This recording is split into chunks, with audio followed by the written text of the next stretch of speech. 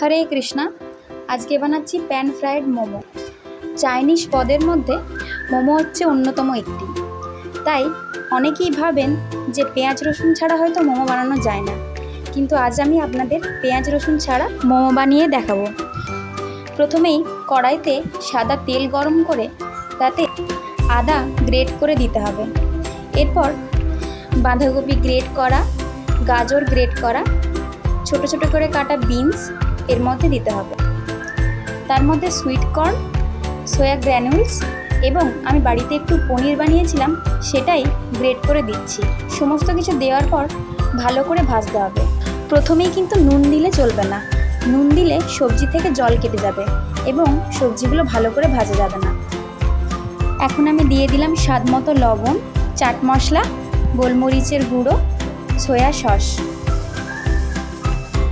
Veg momo বলতে অনেকেই পেঁয়াজ এবং রসুনের সঙ্গে সার্ভ করেন, কিন্তু আমরা যেহেতু ভগবানকে ভোগ লাগাই তাই আমরা কোনো রকম পেঁয়াজ রসুন ব্যবহার করি না খাবারে।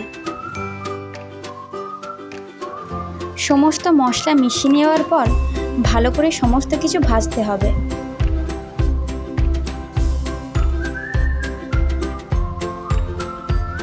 সমস্ত কিছু ব্যালেন্সের জন্য আমি দিয়ে দিলাম অল্প একটু চিনি এবং কালারের জন্য দিয়ে দিলাম কাশ্মীরি রেড চিলি পাউডার।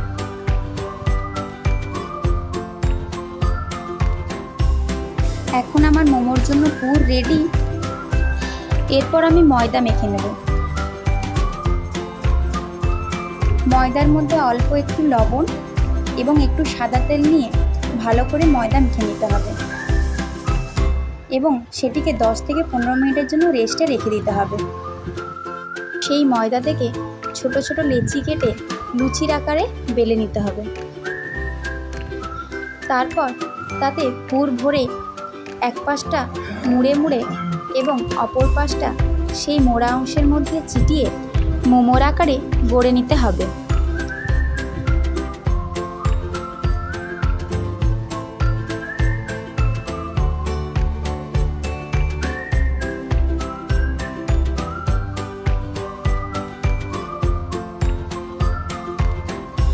আপনাদের বোঝার সুবিধার্থে আমি আরও একটি মোমো করে দেখাচ্ছি।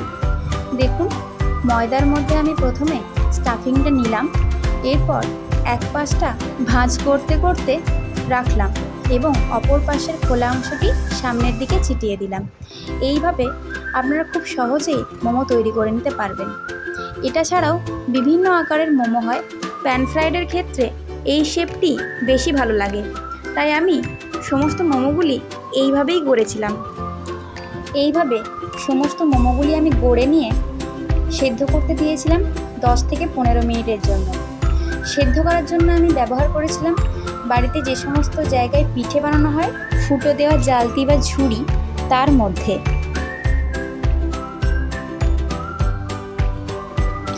আপনারা এইভাবে গরম গরমও সার্ভ করতে পারেন স্টিম মোমো গরম স্যুপের সাথে।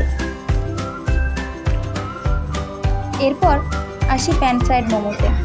মোমোগুলো একটু ঠান্ডা করে গরম তেলে ভেজে নিতে পারেন। আপনারা এভাবেও সার্ভ করতে পারেন ফ্রাইড মোমো হিসেবে।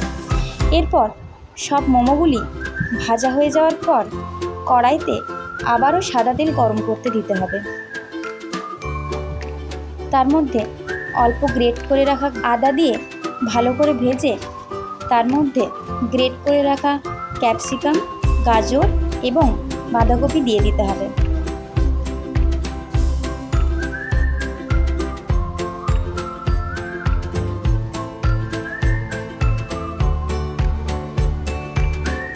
স্বাদমতো লবণ যোগ করে তার মধ্যে সয়া সস, টমেটো সস দিয়ে ভালো করে শুকনো শুকনো করে ভেজে নিতে হবে।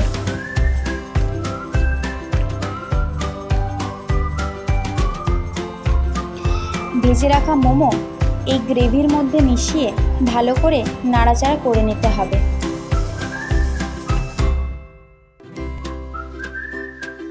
এরপর উপর থেকে রোস্টেড সাদা তিল এবং কুচি করে রাখা ধনেপাতা ছড়িয়ে গরম গরম সার্ভ করুন প্যান ফ্রাইড মোমো।